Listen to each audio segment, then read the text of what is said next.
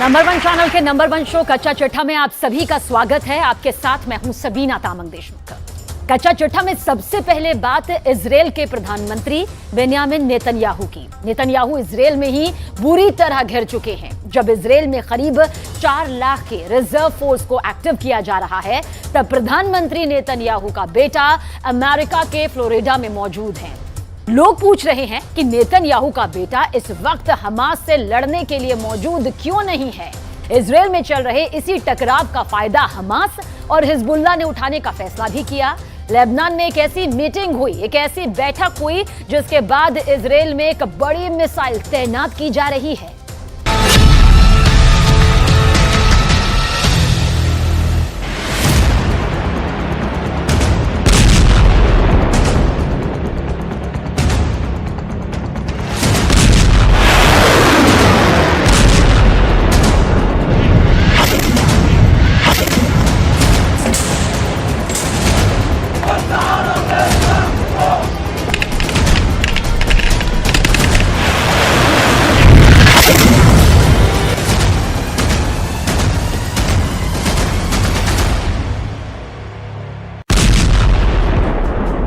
जब गाजा में ताबड़तोड़ बमबारी जारी है, इमारतें ढहाई जा रही हैं, सैकड़ों लोगों की जान रोज जा रही है।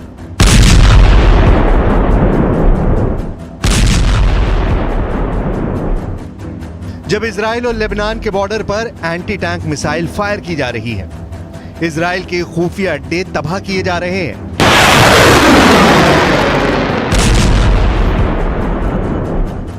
जब अमेरिका से लेकर रूस और ईरान से लेकर तुर्की तक इजराइल पर बहुत बड़े हमले की बात चल रही है।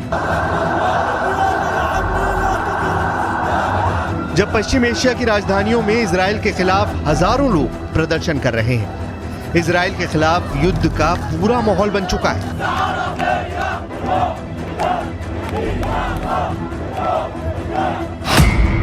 तब इस मीटिंग ने नेतन्याहू को खौफ से भर दिया है। ये 3 लोग हैं। गाजा की हुकूमत चलाने वाले हमास के पॉलिटिकल ब्यूरो के उप प्रमुख सालेह अरूरी और साथ में फिलिस्तीन इस्लामिक जिहाद के महासचिव जियाद नकाले, और इन दोनों ने लेबनान की राजधानी बेरूत में जाकर हिजबुल्लाह के चीफ हसन नसरल्लाह से मुलाकात की है। ये तस्वीर जारी होने के बाद 2 लोग बहुत ज्यादा टेंशन में हैं। गाजा और इजराइल के बीच चल रहे युद्ध ने पूरे पश्चिम एशिया को तीसरे विश्व युद्ध के एपिसेंटर में तब्दील कर दिया है, और इसकी वजह से 2 ताकत सबसे ज्यादा फिक्र में डूबी हुई हैं।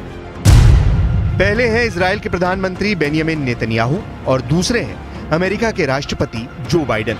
दोनों की टेंशन का मीटर लगातार रेड लाइन को पार कर रहा है। इस तस्वीर को लेकर खौफ बहुत ज्यादा है।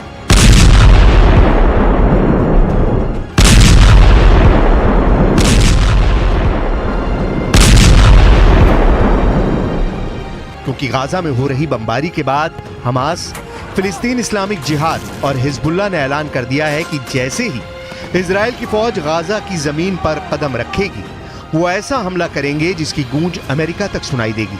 लेकिन क्या ये वाकई इतना बड़ा खतरा है जिसे लेकर नेतन्याहू और बाइडेन को डरना चाहिए? इन तीनों के पीछे कौन है? तो जवाब है कि इन तीनों फोर्स के पीछे ईरान है, जो इनको फंडिंग भी करता है, इनको हथियार भी देता है, इनको ट्रेनिंग भी देता है, और अब इसी ताकत के बल पर वो अमेरिका और इजराइल दोनों को डरा रहे हैं।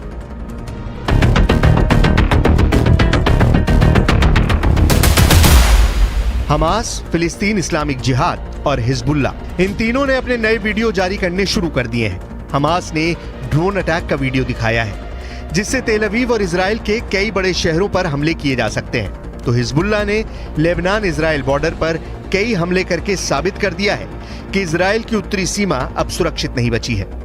अगर गाजा पर ग्राउंड ऑपरेशन शुरू होने के बाद हमास, फिलिस्तीन और हिजबुल्लाह ने एक साथ इजराइल पर हमला किया, तो इनको एक साथ रोकना इजराइल के लिए बहुत बड़ा चैलेंज बन जाएगा। और तब अमेरिका की मदद लिए बिना हालात ऐसे बन सकते हैं कि ये तीनों फोर्स इजराइल की सेना को रौंद कर आगे बढ़ जाएं। गाजा में हमास के लड़ाकों की तादाद 40 से 50 हजार के करीब है। उत्तर की तरफ लेबनान में मिलिशिया हिजबुल्लाह की तादाद 1 लाख से ज्यादा है। इनके सामने इजराइल में एक्टिव और रिजर्व फोर्स मिलाकर 6 लाख से ज्यादा सैनिक हैं।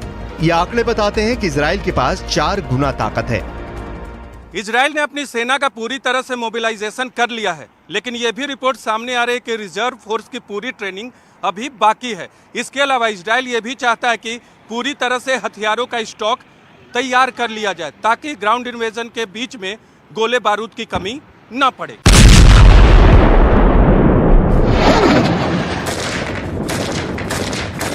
लेकिन हमास और हिजबुल्लाह के गुरिल्ला युद्ध में मुकाबला करने में फौज की तादाद से ज्यादा लड़ने का तरीका मायने रखेगा। गाजा के अंदर लड़ाई आसान नहीं होगी, ये हमास का इलाका है, तो हिजबुल्लाह को सीरिया में ISIS के खिलाफ युद्ध लड़ने का अनुभव है। इजराइल के सामने संकट बड़ा है, लेकिन उसे अमेरिका की मदद मिल रही है, जिसके 2 समुद्री बेड़े इस वक्त भूमध्य सागर में तैनात हैं और वहां से इजराइल को लगातार एयर सपोर्ट मिलेगी, क्योंकि अमेरिका के टारगेट पर लेबनान बॉर्डर की तरफ हिजबुल्लाह के ठिकाने होंगे। इस बीच संयुक्त राष्ट्र में इजराइल को लेकर एक बड़ा मोर्चा खुल गया है, क्योंकि खुद UN के महासचिव एंटोनियो गुटेरेस ने ऐसी बात कह दी है कि इजराइल ने उनका इस्तीफा मांग लिया। UN के महासचिव एंटोनियो गुटेरेस ने कहा कि यह जानना जरूरी है कि हमास ने हमला अचानक नहीं किया। फिलिस्तीन के लोग 56 वर्षों से घुटन वाले कब्जे का सामना कर रहे हैं। फिलिस्तीन के लोगों ने अपनी जमीन पर लगातार कब्जा देखा है, हिंसा देखी है, आर्थिक बर्बादी देखी है, अपने घरों को ढहाए जाते देखा है। इस विवाद के राजनीतिक समाधान की उम्मीद खत्म होती जा रही है। फिलिस्तीन के लोगों की शिकायतें हमास के हमलों को सही नहीं ठहरा सकती, लेकिन इसके बदले में फिलिस्तीनी लोगों को सामूहिक सजा देना भी सही नहीं। Think that the Secretary General must resign, because from now on, every day that he is here in this building, unless he apologizes immediately, today we called him to apologize, there's no justification to the existence of this building. This building was established to prevent atrocities. How can the Secretary General, with his words, justify in any way the terrible atrocities that happened to our civilians, innocent civilians? Israel और Hamas की टक्कर में इस वक्त दोनों तरफ के लोग हिंसा झेल रहे हैं। किसका रॉकेट और किसका बम किसे टारगेट बना रहा है, इसकी फिक्र ना हमास को है और ना ही इजराइल की सेना को।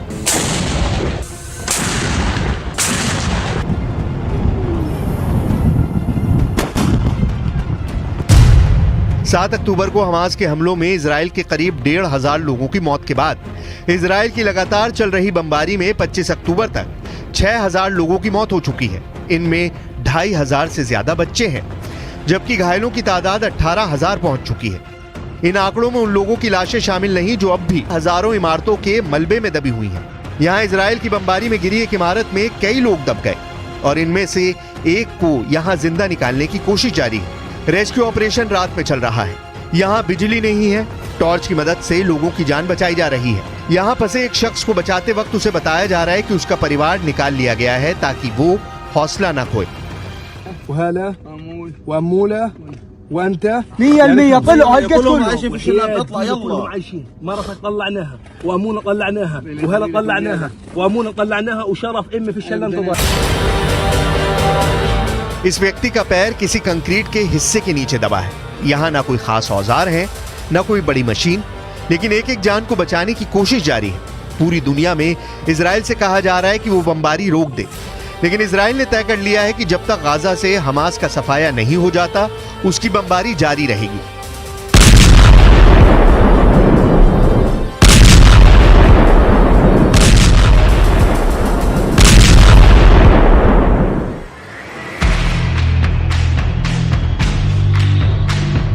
लेकिन दक्षिण इजराइल में युद्ध का खौफ देखा जा सकता है। हमास के रॉकेट हमलों के बाद यहाँ की सड़कें खाली हैं। लोग बाहर बहुत कम निकल रहे हैं। पार्क से लेकर समुद्री किनारे सब कुछ वीरान पड़ा है।